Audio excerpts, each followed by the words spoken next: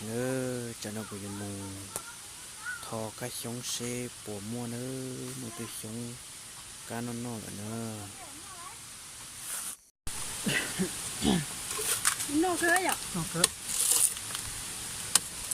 mới cho cá hổ coi rồi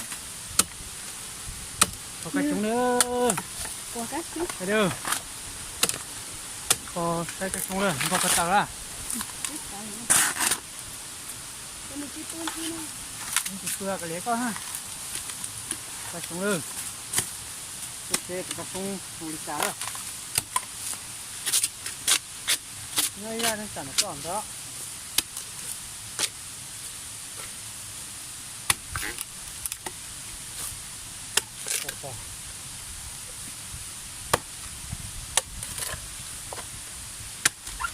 thôi cái mũ đến đã nhỏ thì ní ô luôn để đủ chặt thấy một to nó đua nó phải to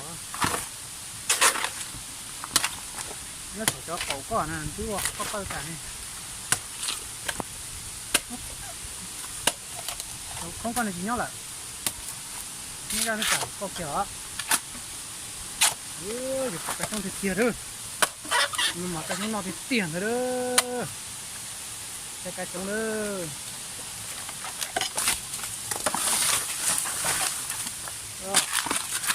nó đã có từ cái từ trời chịu qua khó mà tiếng thế nhỏ bao nhiêu nhỏ thì phải qua khó nữa rồi để to cái hàng rồi khó thì to con hơn nó tôi nhớ lúc đó nè nó ở đây ui giời hai từ nhớ lúc đó nữa đâu đi theo Rồi. Đã xuống không? Tiếng tàu tại sao đó? Cái nó Mơ anh chơi vậy ta? tôi luôn nó sẽ đó. Tiếng tàu tiếp kia lên đi xin nó sẽ đó. Ít trang của sẽ bị nói chặt mất rồi. rồi. Cái mua nó cứ không có sao. Đi phong hả? Còn cái con lỗ á còn. Cái nó chỉ mua cơ. Con tàu tiếp kia đó. Giờ nó chỉ mua. Đi xin nó. Ôi giời, con tàu tiêu.